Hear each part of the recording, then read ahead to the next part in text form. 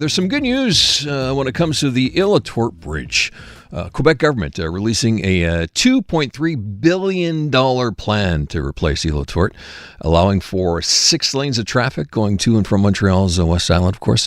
It's set to gradually begin opening and be ready by the, end of 2026. Let's check in with CJAD 800's Rick LECKNER, former traffic reporter here, face on the Wall of Fame outside our studios. Rick, good afternoon. Hey. Good afternoon to you, Ken. How are you? It is good news. Yeah, finally. But I'm seeing you sitting there, maybe rolling your eyes at A, the budget, and B, the schedule. You know me too well. Yeah. Yes to both. Mm-hmm. The budget they announced recently was up by $1 billion. Mm-hmm. So that's no small potatoes. And I'll remind you that the La Fontaine Tunnel, which of course is undergoing major repairs, is up close to $2 billion. Since they announced it. So right now we're standing at, I think it's $2.3 billion for the Île-aux-Tourtes span. Let's see if it stays there. I have my doubts, but one must be optimistic. As I say, the good news is that people have been waiting for this for a long, long time, is that construction finally will begin. They've been talking about this for a long time, and in fact, almost like the Champlain Bridge, they're spending $375 million to keep the current bridge up. I know. So that's money that, I guess, for security reasons, obviously has to be spent. They are saying that by the end of 2026, which in Transport Quebec language is not that far away, they'll have sort of a phased opening, 5 of the 6 lanes going. If you're sitting in that traffic right now, it's been a nightmare since the fall, because they found more problems with the current span and reduced the roadway to just 2 lanes in each direction. So it's, unless you're in a carpool or an electric car or in a taxi or a bus, where they instituted a reserve lane a few weeks ago, you're sitting in traffic. And that's going to continue probably until this summer. They hope that the temporary repairs to the current span will be completed by then, while they start the work to get the new bridge built. There's a little relief on the way eventually for West Island drivers. Unfortunately, it doesn't include people who have to cross the Île-aux-Tourtes Bridge, because the REM should be up and running by, I think, the end of 2025. You know, you raised that, and thank you for reminding me, because that's a good point. You see, if you speak to some of the mayors in the area, and the mayor of St. Anne de Bellevue is very vocal about this, Hawa, there is currently no provision for the REM to be extended across the bridge. Right. Now, if you're spending that kind of money, why not at least provide, because the REM only goes just a bit beyond Kirkland. Yeah. So if someday they want to further service the West Island area and the off-island area, Vaudreuil-Dorion is a huge developing area. So there's no provision for it. So think ahead. I mean, this is the one significant criticism I have of Transport Quebec, a lack of vision. And under the same chapter, I would say for 50 years, the Cavendish of Vaudreuil-Dorion is Highway 20. Yep. They've been talking about building a proper route through there for as long as they've been talking about Cavendish, and there's no move to do that.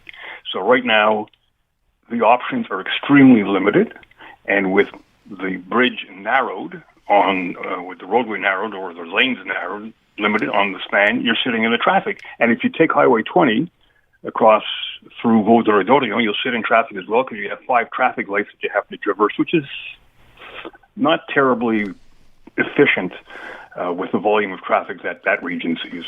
And there, again, is no plan to deal with that. Yeah.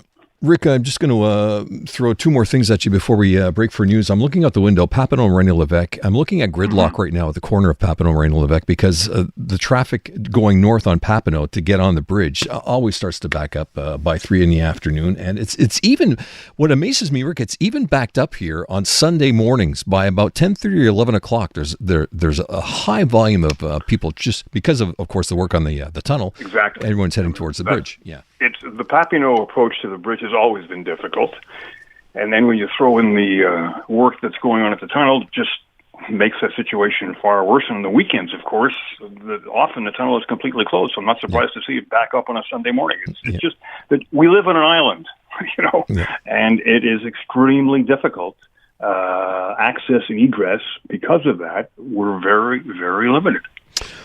Rick, did you hear the story today about the Dutch Reach, something they want to implement into driving instruction courses? And let me just explain. The Dutch Reach is where you open your driver's side door with your right hand, which forces you to look behind you to anything oncoming, right? I can relate to that very well. My son, who was an avid cyclist, was driving his bike on the Carry a few years ago. That's exactly what happened. He flipped over the door and busted his pelvis. So this happens too often. Yeah. So that's a great idea too.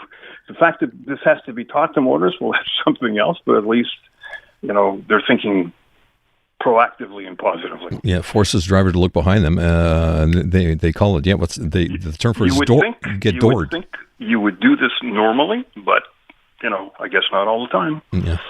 One last one for you, Rick, if you let me vent, because you usually let me do when I have you on.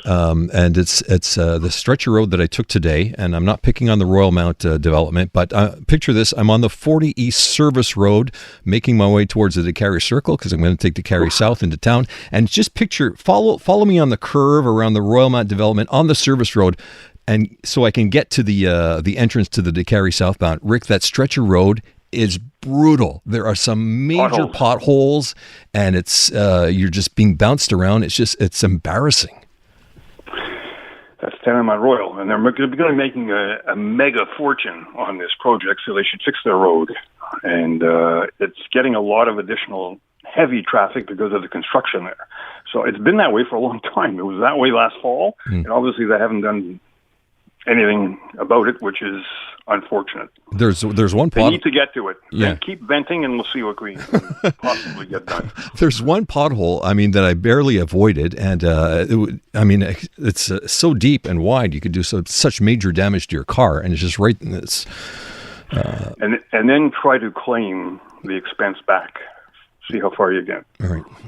Rick, always a treat having you on the show. By the way, how old were you when you started working? Oh, my goodness. I can tell you a whole story about that, but around 9. 9? And I had 5 jobs. How did you... No exaggeration. But it wasn't at CJAD. You waited till you were 14 before you started here. I started at 18 and a half. Every time I mention your story, I always lower your age a bit. Rick, listen, I lied about my age way back then, and now I'm lying about my age. Rick, thanks for your time. Appreciate it. It's a pleasure. All right. All the best.